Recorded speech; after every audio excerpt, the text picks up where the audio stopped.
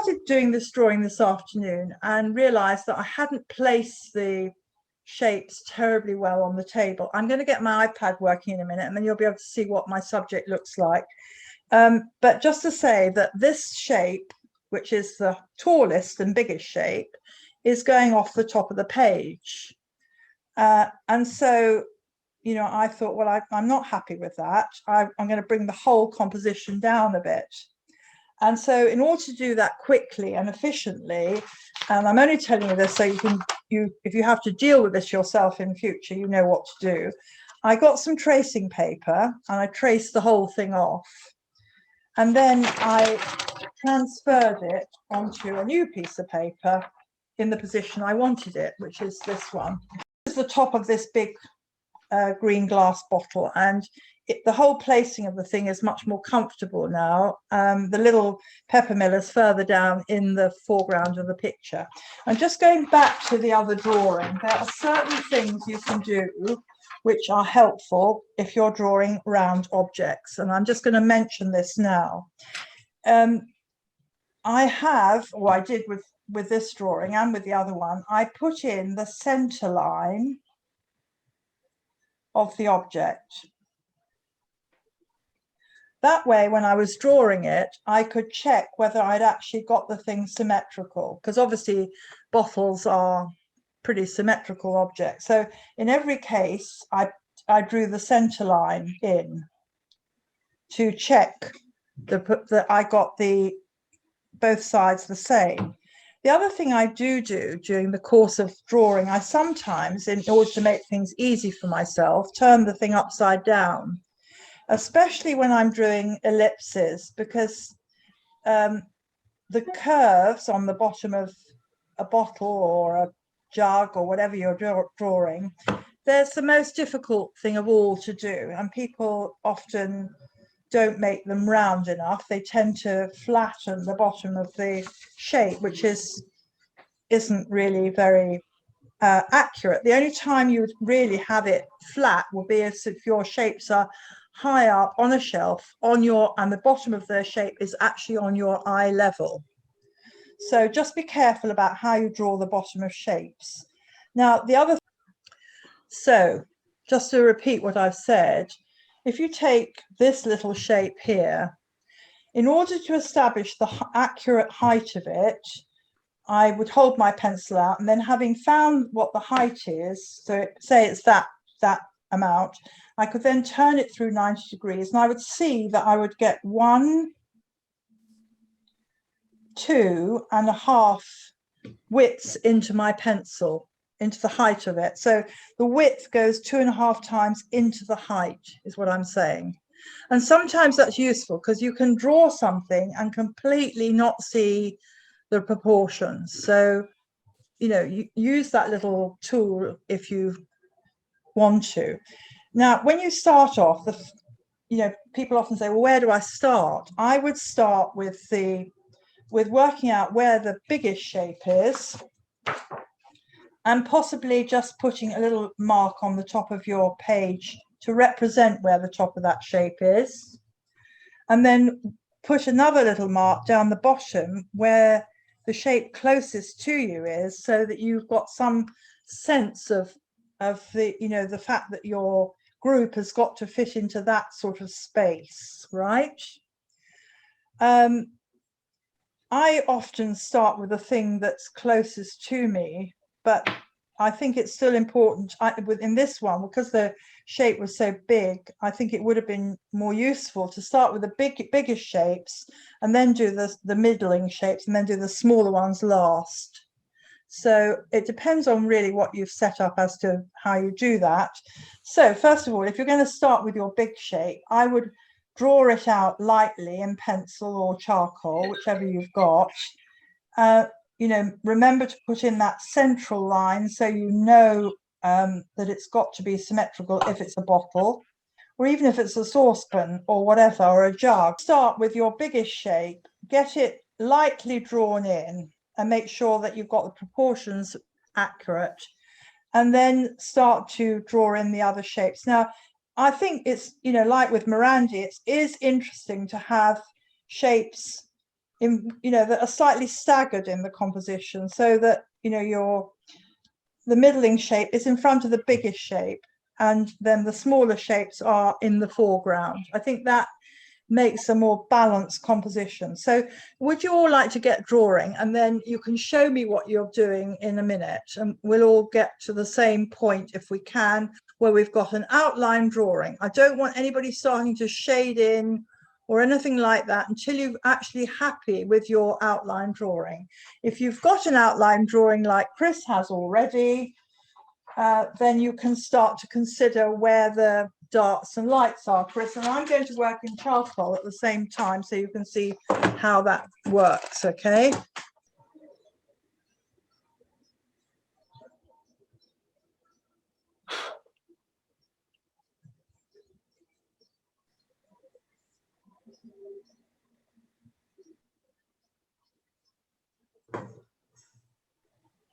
Sue, you're using white paper or gray paper? No, this is a grey paper I'm using, a grey sugar paper.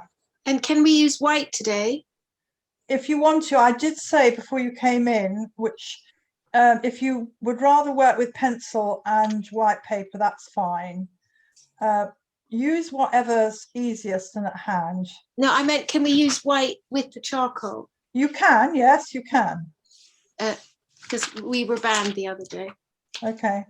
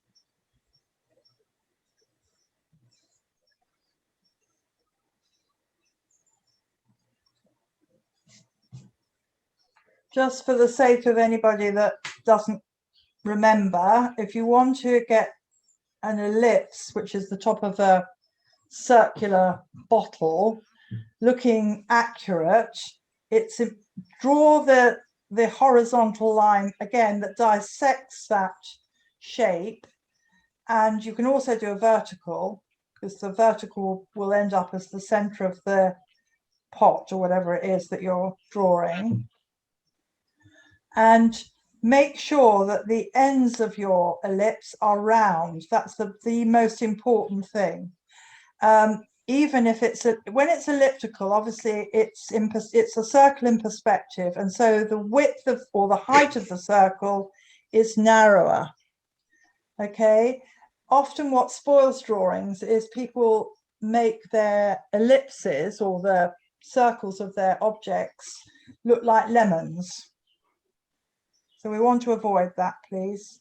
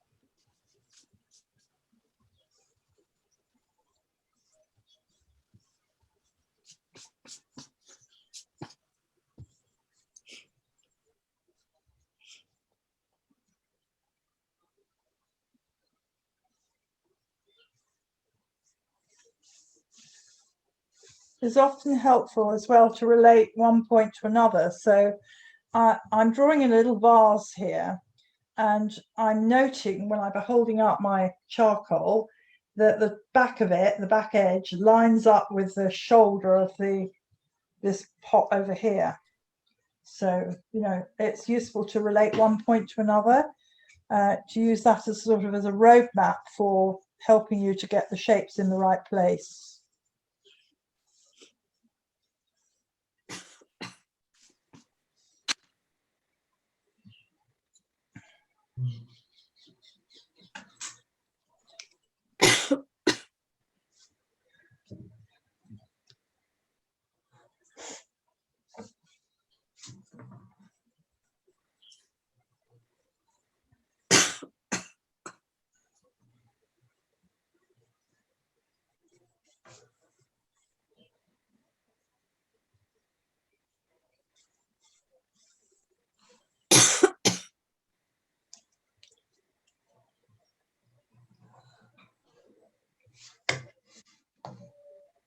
Remember what I said about turning your paper upside down if it helps you to get, you know, the curvature of a shape symmetrical.